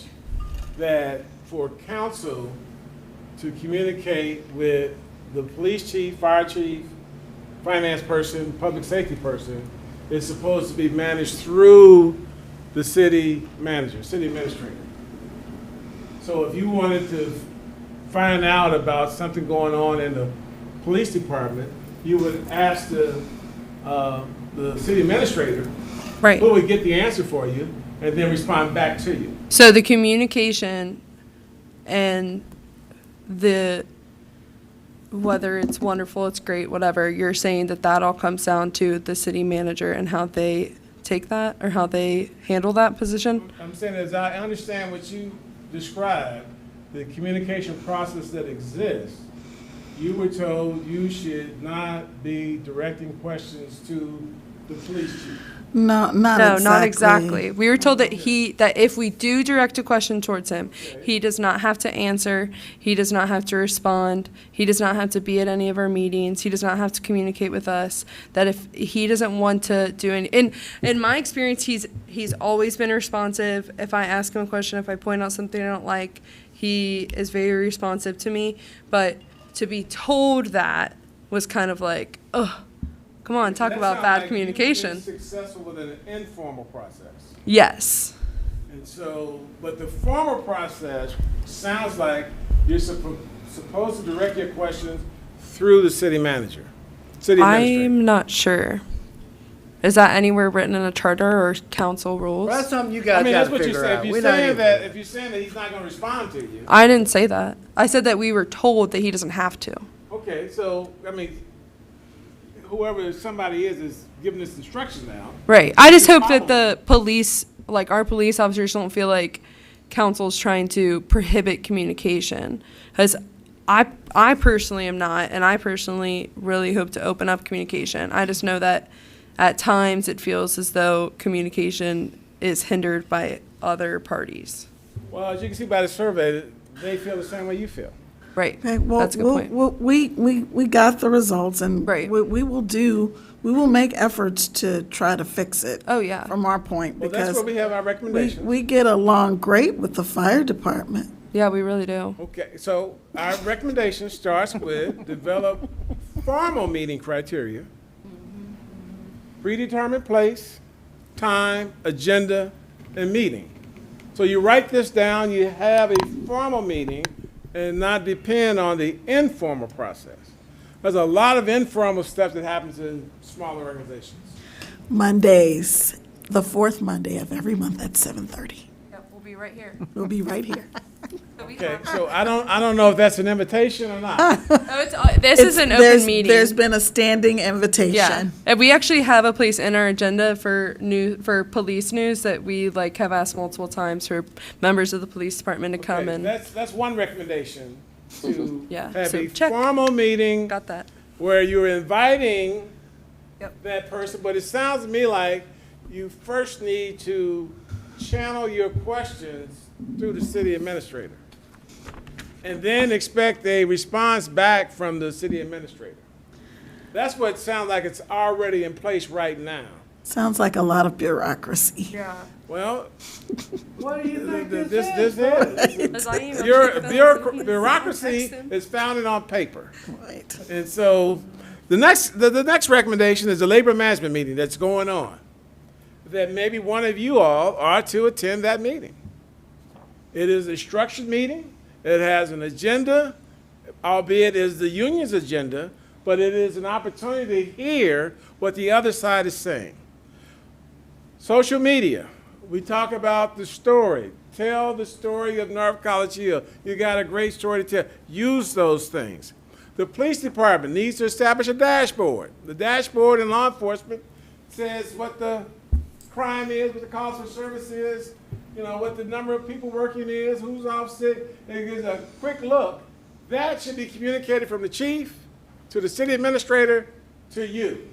And so one overarching theme here is that better use of Mr. Mosby in terms of fixing this communication issue, which is strong, which is there. There's no doubt about that. But somewhere you need to have a mediator of some kind. You have to have somebody that's straddling the fence that can talk to both sides and get some kind of agreement. If you just try to get the council to talk to the police, or by extension the police union, that's an impossible situation. That's an impossible situation.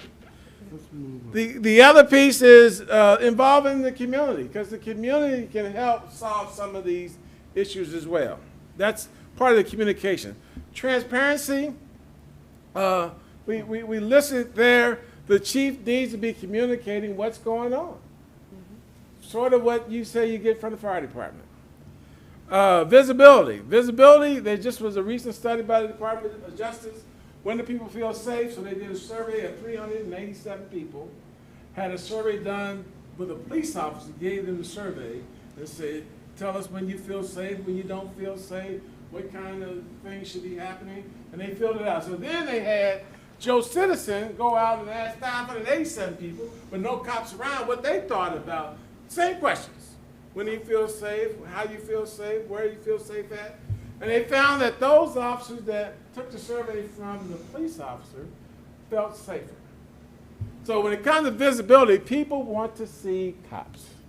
Whether that cop is walking on a bicycle, at a storefront, engagement, if you want to deal with how people perceive safety, you need more cops to be visible where people see them, and they'll feel that way. Community engagement, you got a great community, you got a great council. The police clergy work group, I don't know if you guys have police clergy. I found them invaluable in death notifications. In Cincinnati, we always took a member of clergy with us to make that notification, because it was very difficult and very sad. And so the faith community can be a great partner, not just with the police, but with you as well, and giving you a sense of what people are concerned about. Training, you know, one of the things about training, of course, everybody blames everything on training, but North College Hill Police is part of the Ohio collaborative advisory police organization that is essentially certifies each police department that goes through the certification process, that they're doing a number of safety things and have procedures, and your police department has that certification. Ohio Collaborative on Police Safety. And that particular organization, State of Ohio, offers free online training, not just for the officers, but the supervisors as well. So this training piece is a big issue with the officers. It can be used at the police station on your computers that you already have to increase that training opportunity, but don't bypass paid training as well. Martin and I went to some of the best police schools in the world. He also went to SMPI. SMIP. It's at Harvard. For police to go there and really learn about, what's that guy, Mark Moore? His name was on problem solving, and what's the British guy? He was really, anyway, we digress. But anyway, we've gone to these schools, and some of these things are just bottom line, whether it's North College Hill or New York City, what people are doing to resolve these issues. Yeah, another question? Yeah, I have a few questions. So, I noticed that a lot of your suggestions and findings had to do with, like a change in procedure, I guess, or a change in environment with the police department, and not as much with the, I don't know, 8 of us sitting here, 7 of us sitting here.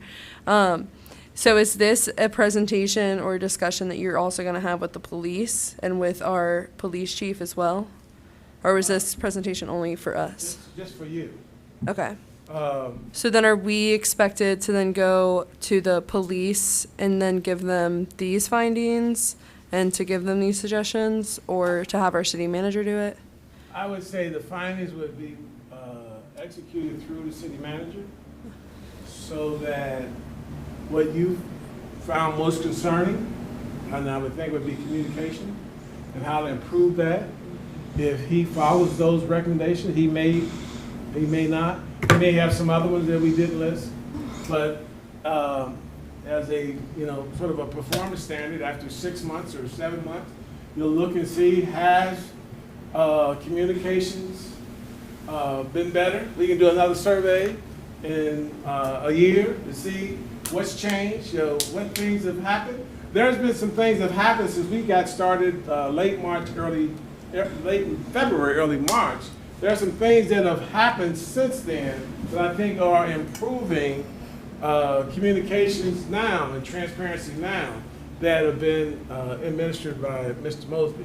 So I think this is like ground zero, if you will, that you all are made aware, and maybe you already knew, but from this point forward, you can have Mr. Mosby tackle these things to get a change, hopefully, in that support that the officers feel from this body and from him as well. So my other question is, because I know you, like you said, you did interviews more qualitatively with all of the council members, or most of the council members, and I know you did one with me. And in mine, I had mentioned a lot about like the enforcement of our laws, and how I and a lot of members of our community don't feel like a lot of our laws are enforced. Was any of that addressed in any of this investigation at all?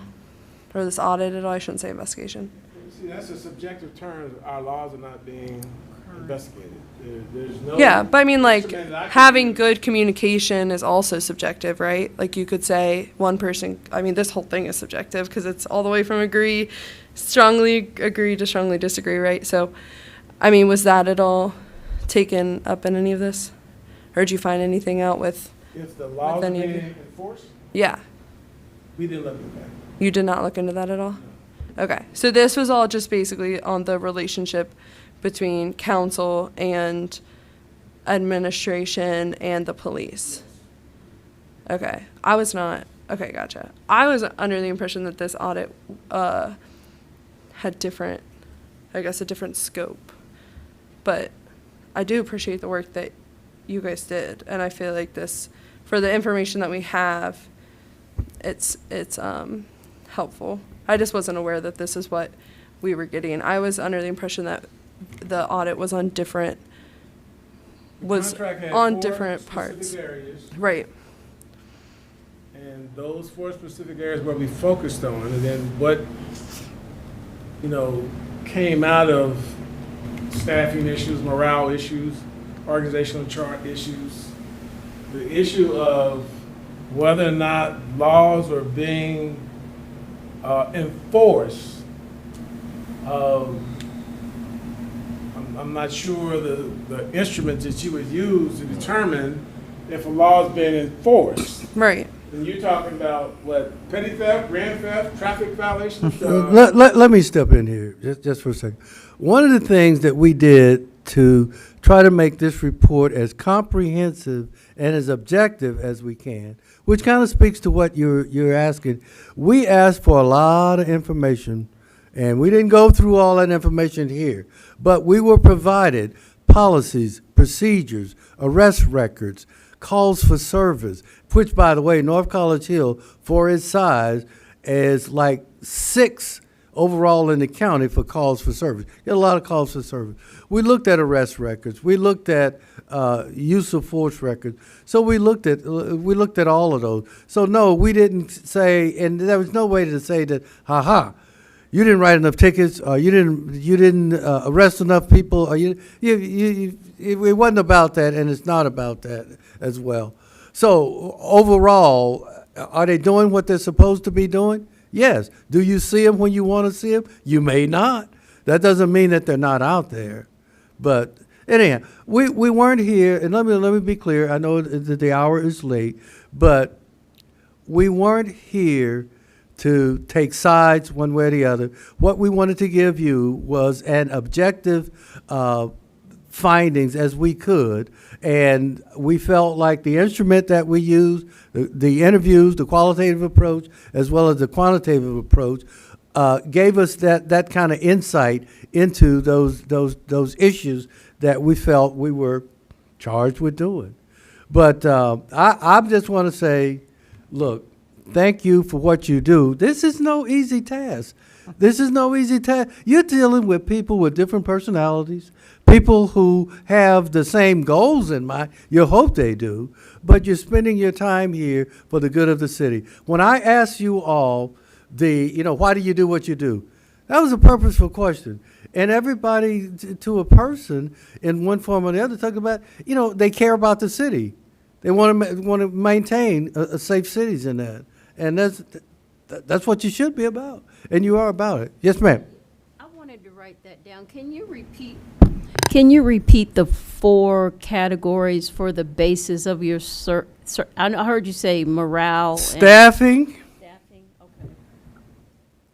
Organizational development. Okay. Chain of command. Organizational structure. I'm sorry. Structure,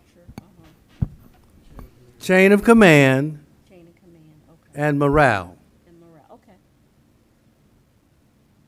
Then secondarily, we asked about the perception of the Okay. North College Hill Police Department. And I will say this, even though I interviewed the superintendent of schools, Eugene Blaylock, who has a favorable impression of the police department, and I understand you lost their SRO there, as well as, what's her name? BABBE? The lady on the Chamber of Commerce? Boss. Bob. Pat Boss. Yeah, and the Reverend, and they all had favorable comments about the police department. The police chief had mentioned reaching out in some form. He didn't know what it was going to be, establishing some type of clergy or utilizing the relationship he has with King. Isn't that his name? Yes, Charles King. Charles King. All of those. One of the other sideline issues was a lack of minority representation from a few of them. And you do have Nicholas Jackson. Now, what percent that is of all the folks? Probably 0.5, but at least that's an effort. I want to thank you all. Unless someone's got any more questions, Mr. Mosby, Mayor, anybody? it's been a labor of love for me. He pulled me out of retirement, and just like, the other thing I was going to mention about Martin, he's our current president of Noble. During the pandemic, when the pandemic started, Martin had this idea, why don't we start a book club, a virtual book club? Well, he's the idea guy, I'm the do it guy. Okay, so we started a virtual book club, and I'd like to have an open invitation. If any of you would like to join us, we are now reading John Lewis's book. We've read Barack Obama's book, Stacey Abrams, Cicely Tyson. I try to use a lot of different genres, and we meet. It's not that big a deal. If you read the book, even if you don't, we can discuss the book. But you tell me what a person reads, I'll tell you a lot about that person. I'm done. I do audiobooks.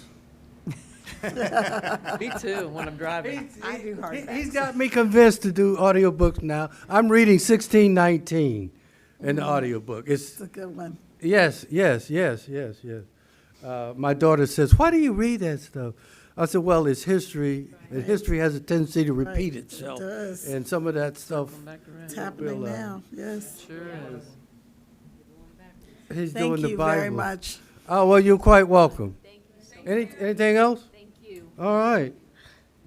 Great. I will. Oh, unless they have any other questions. I don't believe anyone has any further questions. And of course, as I'm looking around at everyone and looking at the clock, can we forward questions to you in writing if someone has more questions? Why don't you call us first? And if there's something, because what we do is we try to be highly confidential. There's a lot we don't put in the report. Absolutely. Okay, fair I would enough. say. So if you call us up, we will try to give you a response. Like I said, these issues are all over the country, and I do consulting all over the place. And they all, communication is always the biggest issue. Yep, This communication, person won't talk to that. communication and trust, it seems. Sure. Trust, I heard that. Two people won't talk. How's your daughter? Got a problem. You said communication and trust, I was like, that sounds like a marriage. Say trust. Walking with A, but she's able to walk. Right, but trust too. She can feed herself. Well, thank you very much for your hard work. We know that what you did was very detailed and very, very time intensive, so we do appreciate all of your hard work. Yes, thank Call you. us. If you need another person. And Mr. Mack, thank you for bleeding red and gold. I like that. Take care, folks. Thank you. Night. So, Mr. Mosby, is there any police news or fire department news? I believe that there was a fire report that was forwarded from Chief Fells. So that was a summary of the prior month's, Did we get it? basically the fire activity. I'll forward that to everyone. I don't know whether everyone received it or not, but I did receive it. I did not. I did. did not. I will forward that to all of the members. So, Mr. Mosby, I had a question for you. I think we kind of found out through Mr. Powell that another police officer has resigned. So is that what pushed us into 12 hours then? 12-hour shifts? Well, not just the one person, it's the complement that we have right now, right? So we're at about 12 police officers for right now. There are, again, some that are in the process of being brought on, so. Okay. But yes, that in essence, the complement is what drove that. And do we know how many people we might be bringing on? We have 2 that are in the works right now, and then we're going to be looking at a couple of more 2 more for interviews, or, excuse me, more interviews, I apologize. Okay, thank you. Madam Chair, Yeah. Yes. I had wanted to make a comment during the meeting when we were talking about council meeting with police or firemen. I think over the past year and a half since I've been here, when we had questions for the police, we would coordinate time to meet with the fire chief or police chief, but it was in our open meetings. And I think we made a restriction where we set up time during the open meeting, but I don't think we were sending only 2 or 3 at a time. Is that correct? Is that how we've done it in the past? Because we have set up some meetings with the council and the police chief and council and the fire chief. I think. You know what I'm saying? Right, well, I think what we need to do is try to figure out why they believe that we're not communicating with them. I think we need some more detailed information about that. I would, because I mean, I want them to have good feelings about us. I don't want them to feel like they're not being supported. But I just felt like when issues arose in our meetings and we had questions, whether it was about a levy or a policy, we would schedule them like we are now in an open meeting, but I don't think we would send, the maximum we would send would be 3 council members. I don't think we ever had 4 council members meeting, but there have been some meetings scheduled with both the chiefs in open meetings. I don't recall. You know what I mean. I don't recall that. I mean, like when the levy was going on, police chief, is it Schran? Right. He was open for meetings with council. So it almost seems like when there's, I don't want to say a problem, but a situation or a policy or something that council needs clarification on, we have set up meetings during council meetings, or like we're now in committee meetings, but it seems like it's not done like, let's meet once a month. It's not planned meetings, but when issues are, not problems, but just things arise. Do you mean when the fire levy was up and we would meet with the chief of fire? Yeah, we did Okay, that. because you said and- when the police levy was up and we met with Chief Strand, but Well, I meant fire. okay, But it so seems like we don't have a regular schedule to meet with them, but when something happens, good or bad, or there's something we need to find out, then we've set up meetings with them Well- in an open, you know, Well, I venue think like that, this. I think that when you're trying to communicate with somebody, you have to meet them where they are in order to effectively communicate with them. And so I just, maybe we just haven't figured out how to meet them where they are. However, you know, I know that you're listening. I would like for you, though, to understand that we do support you. That's why we may grumble about it, but we approve the budget because we know how important law enforcement is. We understand that it's important to have, that they have what they need, but I do want to have a better relationship. I'm concerned about, the results of the survey. So I don't know how to address that, and I guess we'll have to figure out how to do that. yeah, and I mean, I genuinely thought that the audit was not what the audit was. I guess I totally misunderstood what the audit's purpose was, or what its scope was. But either way, I mean, I'm glad the information that we found out. I'm glad that we have the information that we found out. And like you said, I mean, knowledge is having the information, and the intelligence is using it correctly. So I mean, if we, so what I'm confused about, I guess, is it like charter? Is it council rules? What is it that says that like council does not have direct communication with the chiefs? Or is that just something that somebody said one time? It's just policy? It's policy, but the way that our charter is structured, that's how it's structured, I think. Yeah. Because, I mean, to me, that kind of seems silly because, I mean, I have Chief Fell's number, and whenever I have a question, I just call or text them. Or whenever I need to come do something, I'll just call or text them, and then it's kind of figured out, and I don't, there's never any, I don't feel like I'm, imposing. I don't feel like I'm, coming down on him as a council member. But I I just am not sure, and not that Chief, not that I want to be texting Chief Strand every week, but just saying, like, I'm not sure what the difference is exactly in the policy between us and the fire department and then us and the police department. Is there a difference? Well, what we probably no would, difference. what we need to do is just invite several of them to a public safety meeting or some other, I don't want to have an extra meeting, sorry. No. And then just kind of talk to them and ask them to just tell us Yeah. what they want us to do differently or better. Okay. Does anyone else have a suggestion? Mr. Mosby, can you outline the communication? Because like what I was saying 5 minutes ago, I thought maybe that we set up communication with the police when some, not bad or good or bad, but when questions arise.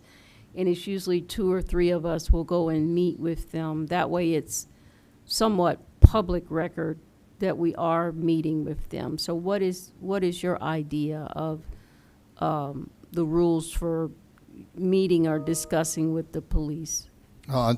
First of all, as the consultant said, there is formal communication and there is informal. So, as you all know, the police chief has been invited and will continue to be invited to the Public Safety Committee. He only wasn't invited tonight just because I knew that this was going to be the presentation. But other than that, next month, for example, they'll be back. So that is more of a formal communication. That's what they were stressing, is to be able to have more of that. There is and as you heard them bring up as well, there is a reason for structure in the chain of command so that communication can flow effectively both ways. And if it flows, like, for example, if there's an incident that occurs, the chief will contact me and then I will disseminate that information to the mayor and the members of council. And likewise, it should go the other way. If you had a question, and you should direct it to me, and then I can direct it to the police chief or the fire chief. So that would be the effective way to communicate.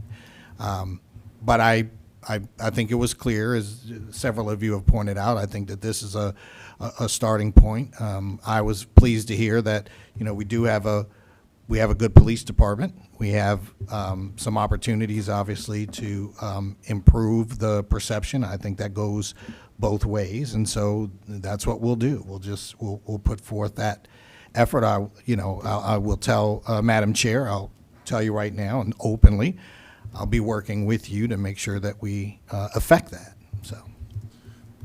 Thank you.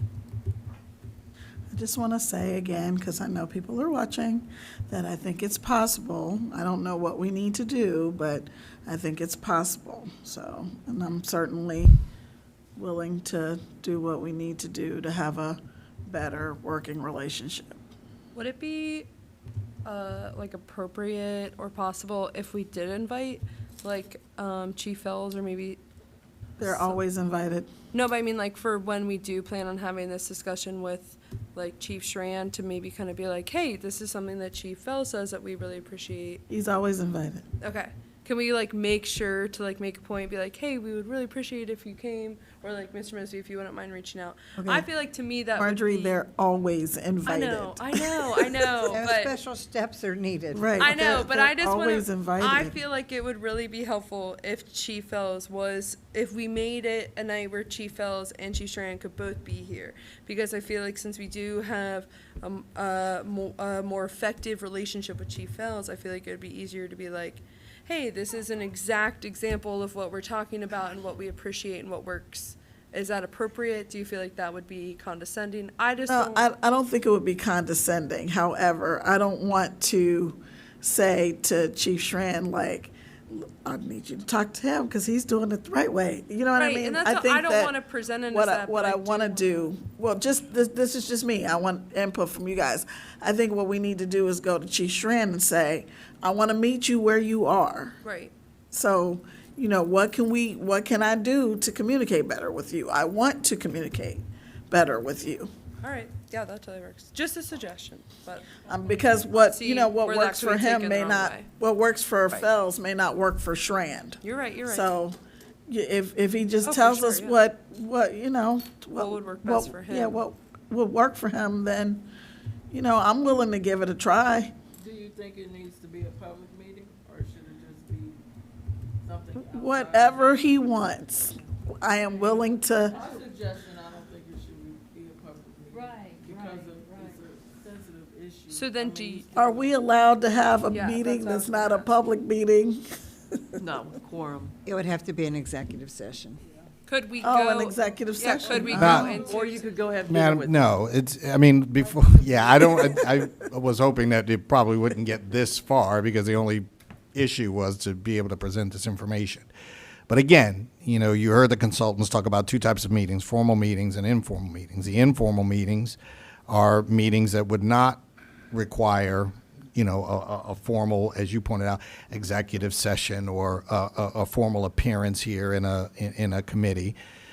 Those can be arranged. We can certainly arrange those with individual members of council. And I already know that you know, for example, I know that the police chief would be more than willing to do that. So I believe that if we just take some time to, you know, soak in and just evaluate the information. And as I told you earlier, I will work with you in order to make sure that we get this communication going. As you already heard, I've already been established quarterly meetings with the rank and file. So I've been doing that. I've had my second quarterly meeting back in April. We've got our next one planned for July. So So then, just so like our communication of like what we want communicated to Chief Strand is clear, would you be able on our behalf to ask him, like, in what form of meeting would be best for him, just to discuss things like communication, how we can meet him,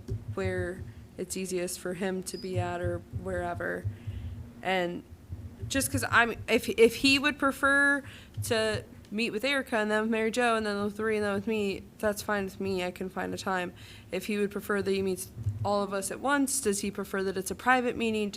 Because I don't think that, I understand that, you know, informal and formal meetings, there can be both, but with the sunshine laws and with the Open Meetings Act, I just don't think that we could do an informal whole group private meeting.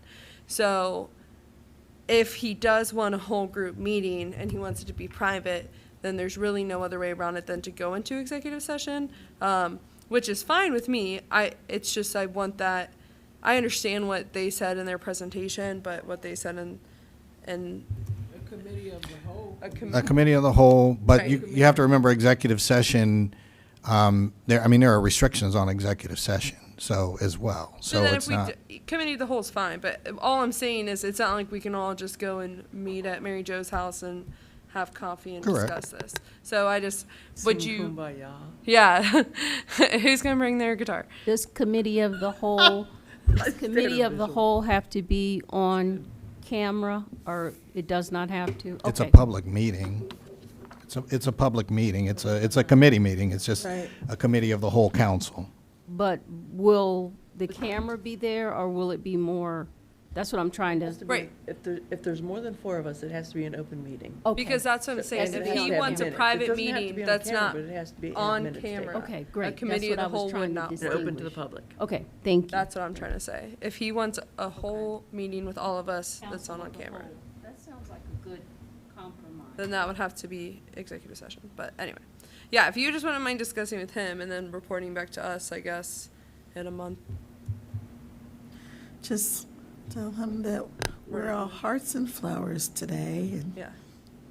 And then, as Mr. Mosby said, we need to re-review the report and think of questions that we may have, or he may have for us. Okay, thank you. okay, so, very quickly, I did forward the fire department May news to all of you guys. Hopefully you received a copy of that and, you know, can take some time and we'll, I'll make sure to add it to the agenda, for next month. Moving on to old business, You have the, any comments about the traffic calming study? And again, I know that we've resolved the Prospect Place issue, however, it'll be there until the street is fixed. And the speed humps seem to be working very well. I think we got some feedback from Ms. Blythe as well. The one on Betts was. This speed bump on Betts is very effective.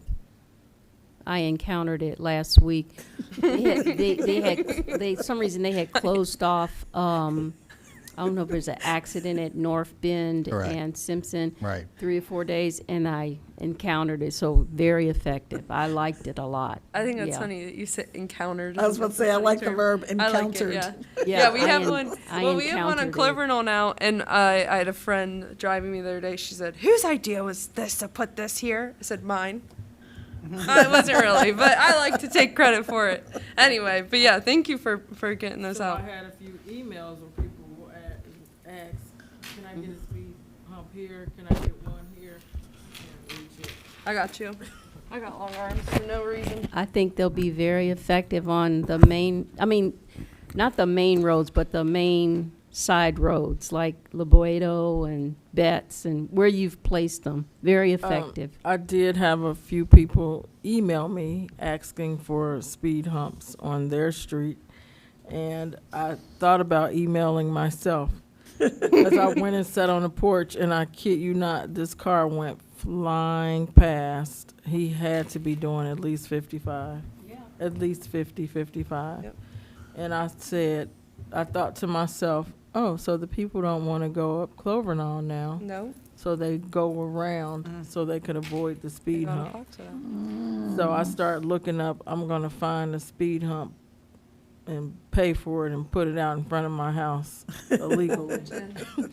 So one of the ones she asked if it could be on Galbraith, I think we discussed, I want to say this here because I think we discussed that you didn't want them on any public streets, main streets like that, correct? Right, but I So- think that we can do some other things, though. We could do like the cushions that we had read about, or the rumble strips, or something like that. Oh, yeah, Right. did, yeah. And this was on Galbraith down here by Bobolink. And then I had another one ask for her own resident, but it's a dead-end street. So I know the discussion was that we wouldn't put it on any of those type of residential streets right now. But overall, I think the citizens enjoy them.